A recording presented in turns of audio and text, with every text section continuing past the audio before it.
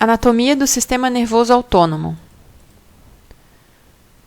O sistema nervoso pode ser dividido sob os critérios morfológico, em sistema nervoso central e sistema nervoso periférico, e também em critérios funcionais, nos quais nós temos o sistema nervoso somático e o sistema nervoso visceral, que já foram vistos de forma abrangente em aulas anteriores. Hoje nós veremos a porção eferente do sistema nervoso visceral, que corresponde ao sistema nervoso autônomo. Relembrando, tanto em sistema nervoso somático quanto em sistema nervoso visceral, nós temos porções aferentes e eferentes.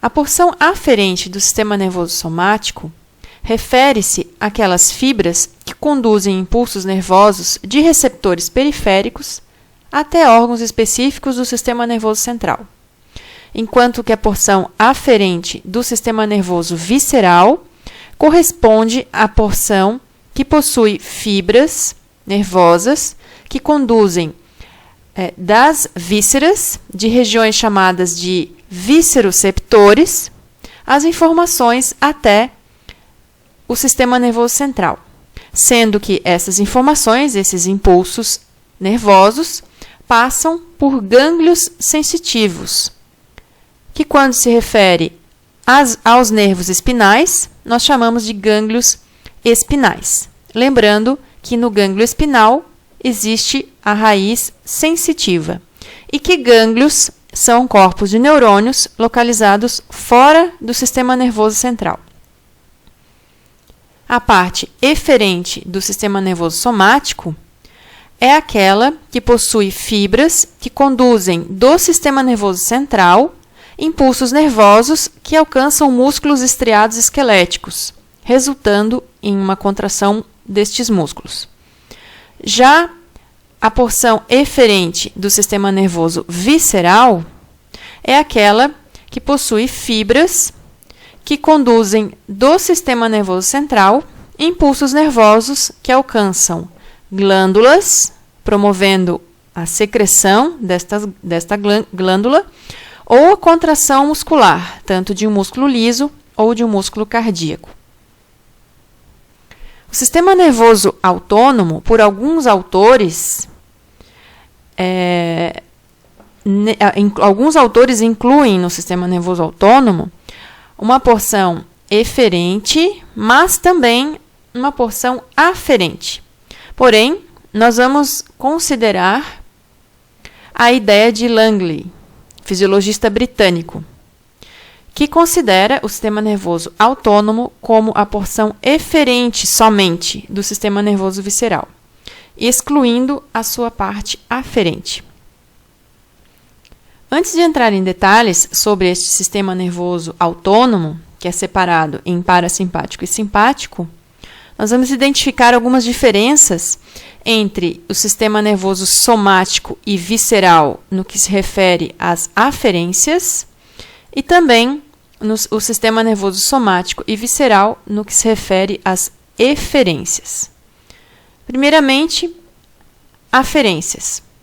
É importante dizer que a maioria das fibras viscerais conduz impulsos que não se tornam conscientes, diferente das fibras aferentes do sistema nervoso somático, que alcançam o nosso sistema nervoso central e se tornam conscientes. Aqui, essas aferências que saem das vísceras, a sua maioria não se torna consciente.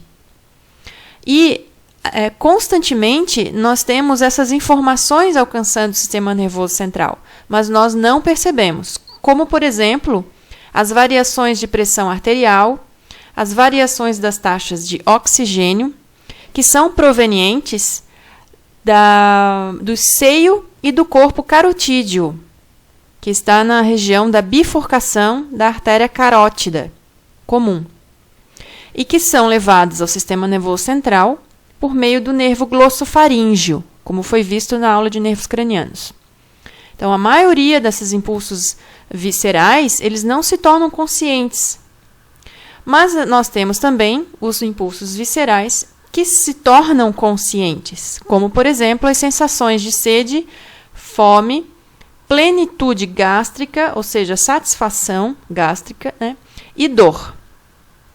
Também é importante diferenciar que a sensibilidade visceral ela é mais difusa, diferente da somática, que é mais localizada. Assim, as sensibilidades nas vísceras não nos permitem uma localização precisa desta sensibilidade. Por exemplo, se nós sentimos uma dor no dedo, proveniente de um estímulo doloroso na superfície da nossa pele, nós conseguimos precisar o local desta dor. Já se nós sentimos uma dor no intestino, nós não conseguimos precisar em que parte do intestino esta dor se localiza, em qual alça intestinal é localizada esta dor.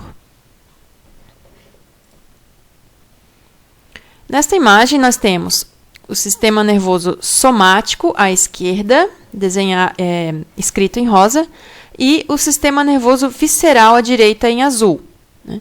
E aí nós vamos ver as diferenças em relação às eferências destes sistemas. Então, no sistema nervoso eferente, assim como no sistema nervoso somático eferente, assim como no visceral eferente, nós possuímos um neurônio que está localizado dentro do neuroeixo. Aqui está este neurônio, né, no somático eferente, e aqui está esse neurônio no visceral eferente. Então, nós possuímos um neurônio dentro do neuroeixo. As diferenças elas vão vir a seguir. Nós temos este sistema nervoso somático eferente terminando, claro, pois é uma eferência, na periferia, e esta periferia é o músculo estriado esquelético, que vai resultar, então, numa contração muscular deste músculo estriado esquelético. Assim, nós temos um sistema que é voluntário, né, pois termina num músculo estriado esquelético. E esse sistema, ele envolve um neurônio, sem contar o neurônio que está dentro do sistema nervoso central. Ele envolve um neurônio, que é este aqui, e é chamado de neurônio motor somático. Neurônio motor somático, o qual possui o seu corpo na coluna anterior da medula espinal e o seu axônio emergindo até o músculo estriado esquelético pela raiz anterior. Lembra que a raiz anterior ela é motora. E então vai terminar, né, as terminações nervosas desse neurônio motor somático, elas terminam nas chamadas placas motoras, uma denominação que nós já vimos anteriormente em outra aula. Já o sistema nervoso visceral eferente, ele termina numa glândula, num músculo liso ou num músculo estriado cardíaco. Neste caso aqui, nós temos o esquema deste sistema terminando num músculo liso, que está sendo exemplificado pela musculatura lisa do estômago. E assim, este sistema ele é dito involuntário. Nós não temos consciência da contração dessas vísceras, das glândulas ou de músculos. E o sistema nervoso visceral eferente, ele possui dois neurônios, que são fundamentais na organização periférica do sistema nervoso autônomo. Como identificar estes dois neurônios? Eles são relacionados com a presença de um gânglio. Então, lembra, os gânglios eles estão localizados fora do sistema nervoso central. Né?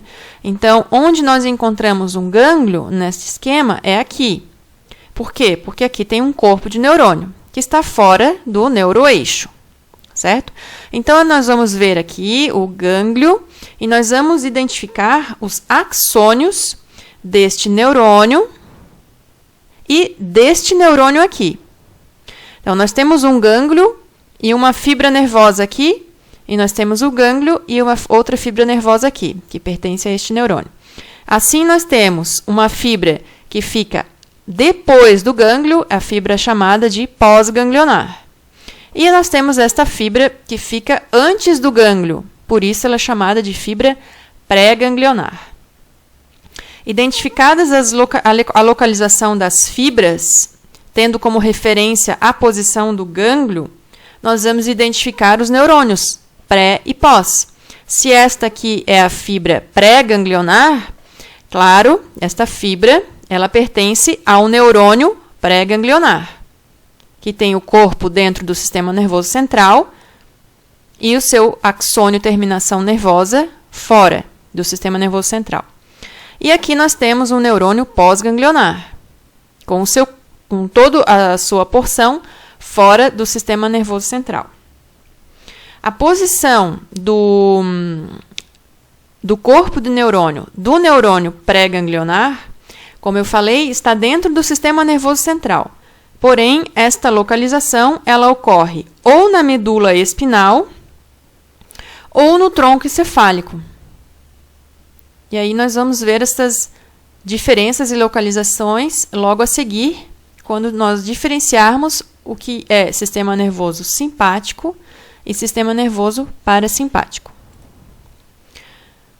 Bom, diferenças entre esses sistemas. A gente vai focar nas diferenças anatômicas. Porém, existem diferenças farmacológicas e fisiológicas também. As diferenças anatômicas, elas são em relação à posição dos neurônios pré e pós e também ao tamanho das fibras pré e pós-ganglionares. Então, vamos observar nessa imagem que, como eu falei anteriormente, o corpo do neurônio pré-ganglionar ele está distribuído na medula e no tronco encefálico, em localizações específicas. Então, aqui nós vemos que a gente tem uma área identificada mais escura, né, aqui na medula, esta área aqui, e uma outra área identificada, porém, com uma coloração mais clara, que corresponde à mesma coloração aqui de baixo, da região sacral.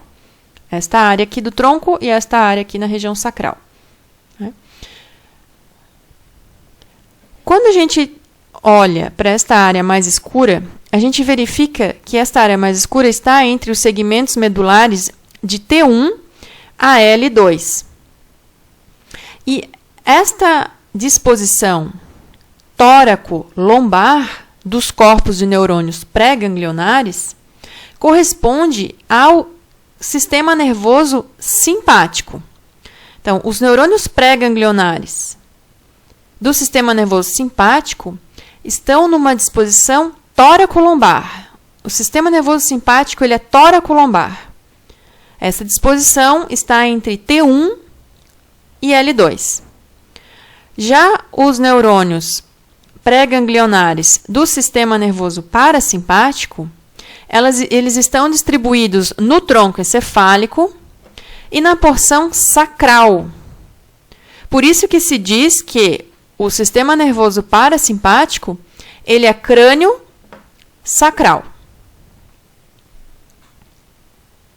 Quanto à posição dos neurônios pós-ganglionares, nós temos no sistema nervoso simpático os neurônios pós-ganglionares, eles estão aqui identificados, ele está aqui identificado em vermelho. A posição desse neurônio, e a gente vai identificar a posição do neurônio olhando para o corpo do neurônio, é longe das vísceras. Longe das vísceras. No sistema nervoso simpático, o neurônio pós-ganglionar está localizado longe da víscera. A víscera está aqui, ó, longe. O estômago, o útero, eles estão longe, ó, da víscera. Certo? Ou a gente pode dizer que esses corpos de neurônios estão próximos da coluna vertebral. Já os neurônios pós-ganglionares do sistema nervoso parasimpático estão dentro da víscera. Dentro da víscera ou próximo a elas. Pode ocorrer desses corpos de neurônios estarem próximos das vísceras e não dentro delas. Tá?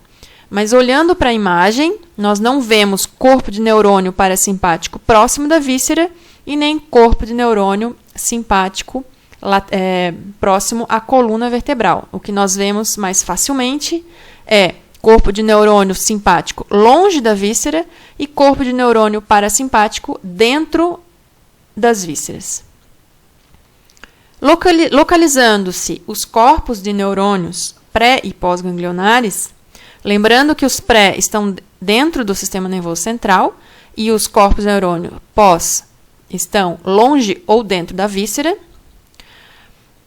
Localizando-se esses corpos, nós conseguimos identificar o tamanho das fibras, né, que faz parte dos neurônios, né? Essas fibras nada mais são do que os axônios. Então, quando a gente olha para o neurônio pré-ganglionar do sistema nervoso simpático, a gente vê uma fibra pré-ganglionar curta, porque a sinapse ocorre próxima à coluna vertebral, e nós vemos um neurônio, uma fibra, pós-ganglionar longa. Então, esta fibra pós-ganglionar do simpático é longa e a fibra pré-ganglionar do simpático é curta. O que ocorre de forma diferente no sistema nervoso parasimpático, porque a sinapse ocorre distante do sistema nervoso central, dentro da víscera, ou próximo dela. Então, nós temos a fibra pré-ganglionar do sistema nervoso parasimpático sendo longa, a fibra pré-ganglionar aqui longa, e a fibra pós-ganglionar curta. Certo? A maioria dos neurotransmissores conduzidos pelos sistemas nervosos simpático e parasimpático, que estão identificados aqui em verde, elas são,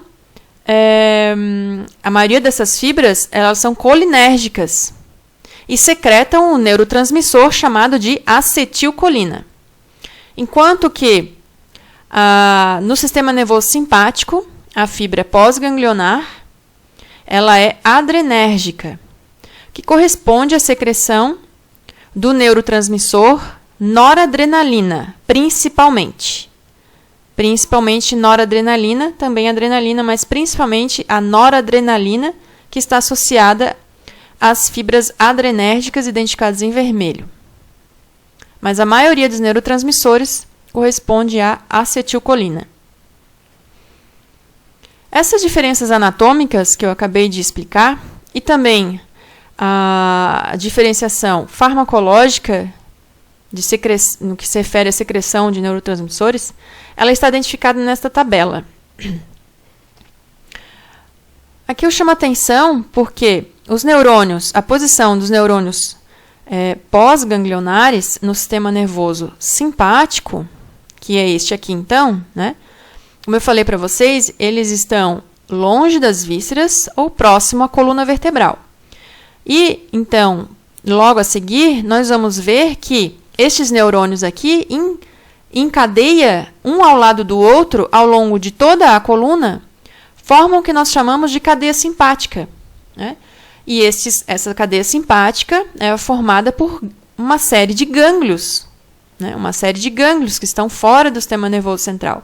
Uma série de gânglios que estão tanto próximos da medula, da coluna vertebral, por isso nós dizemos gânglios porque estão próximos, né, da coluna vertebral, ou pré-vertebrais, que estão, no caso, na frente da coluna vertebral. Então, aqueles gânglios ali, que estão longe das vísceras e próximos da coluna, formam, em conjunto, gânglios para- e pré-vertebrais, que nós vamos ver numa imagem logo mais. A principal formação do sistema nervoso simpático é o chamado tronco simpático, que forma esta cadeia de gânglios que eu acabei de comentar com vocês. Estes gânglios, que podem estar, então, paravertebrais, ou seja, nas laterais da coluna vertebral, ou pré-vertebrais, aqui ó, na frente da coluna vertebral, estes gânglios eles são unidos por meio de ramos, que a gente chama de ramos interganglionares.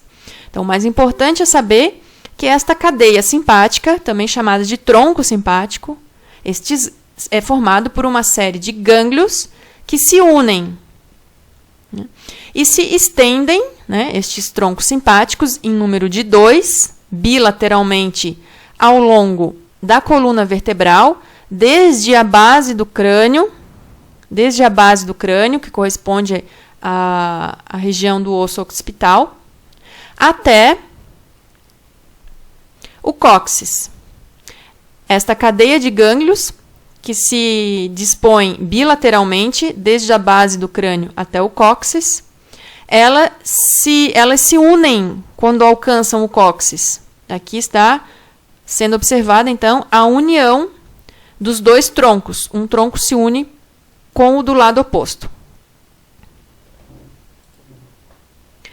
E ainda, importante dizer que este tronco simpático, aqui identificado, ó, aqui tem um gânglio, aqui tem outro gânglio, aqui tem outro gânglio, e isso aqui corresponde à cadeia simpática, a uma cadeia simpática, né, ou ao tronco simpático, de um lado da medula, né? A gente não tem aqui a coluna vertebral com os ossos.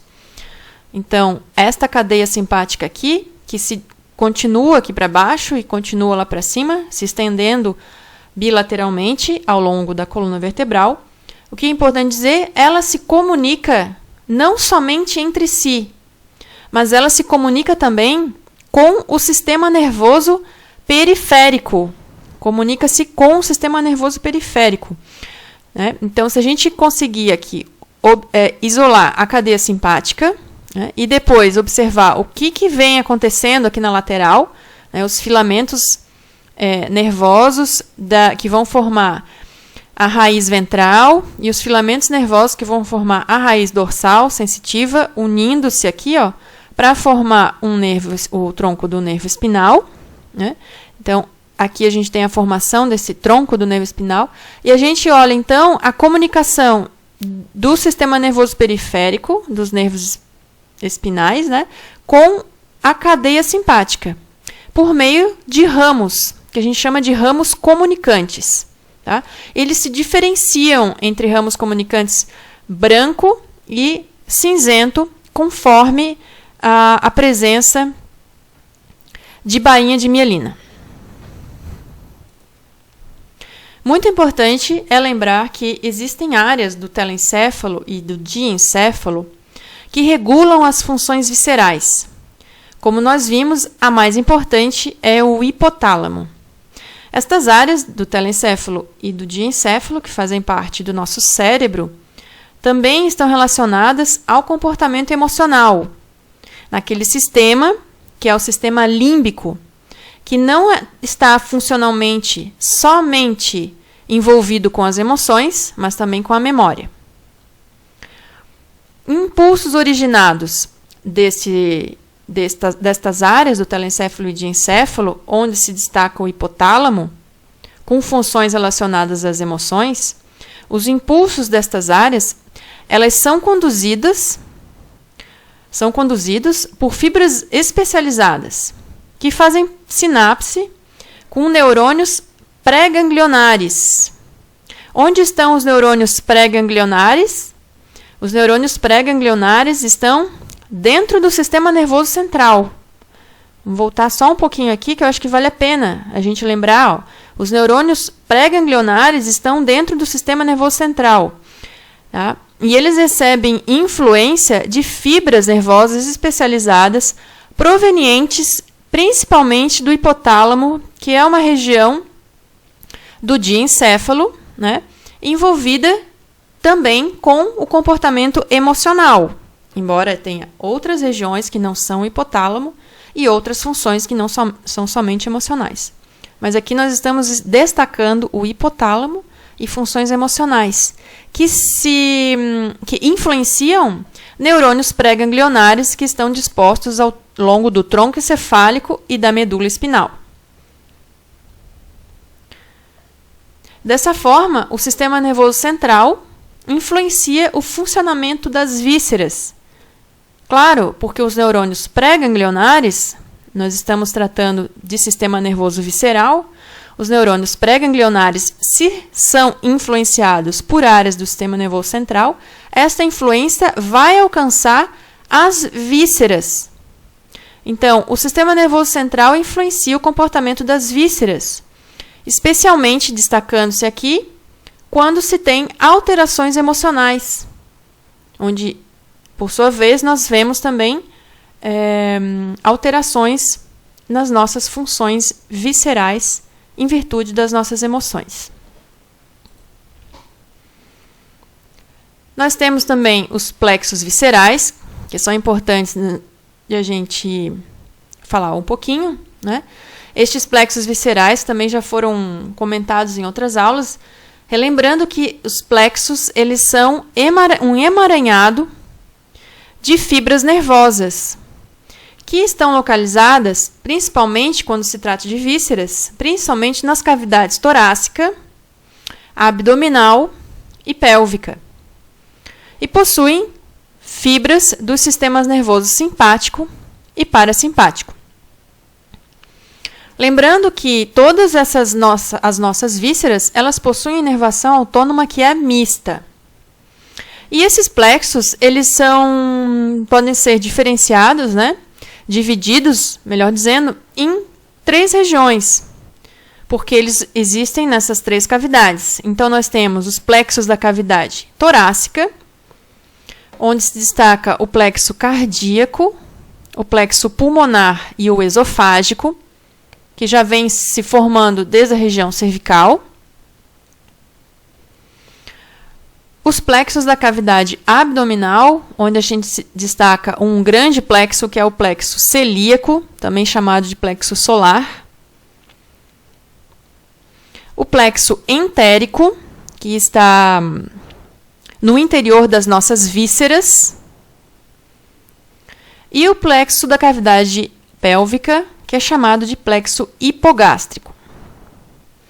A bexiga, ela não recebe a inervação de plexos. Ela recebe a inervação individual de nervos. O que está em vermelho corresponde à disposição do sistema nervoso simpático, em azul, do parasimpático. Então, nós conseguimos perceber que essa inervação, ela ocorre, os 2 sistemas, né, elas alcançam as vísceras, inervando-as. E dependendo do nosso comportamento, da nossa necessidade, há a predominância de um sistema ou outro. Se caso nós estivermos numa situação de luta ou fuga, e nós vamos optar por lutar ou por fugir, o que normalmente acontece é aquela ação exacerbada do sistema nervoso simpático, que tem uma ação mais difusa e gasta energia. Então, numa situação de luta ou fuga, por exemplo, o que acontece com o nosso coração? O nosso coração ele tem o ritmo cardíaco acelerado pelo sistema nervoso simpático, que é um gastador de energia, e uma diminuição no caso do parasimpático, se nós não formos lutar, se nós formos relaxar. Né? E numa situação de luta ou fuga, o que acontece com os nossos brônquios? Eles se dilatam para a entrada de ar, porque nós vamos respirar numa frequência respiratória maior. Então, há uma dilatação dos nossos brônquios. O contrário, no sistema nervoso parasimpático, haveria uma constrição, caso nós estivéssemos relaxando, como acontece depois de uma refeição, por exemplo. Então, o parasimpático ele é um economizador de energia e tem uma ação mais localizada. Normalmente, o simpático ele tem ação antagônica ao parasimpático, mas, mesmo assim, ambos os sistemas que inervam de forma mista os nossos órgãos, né, eles funcionam harmonicamente para coordenar a atividade visceral. Obrigada pela atenção.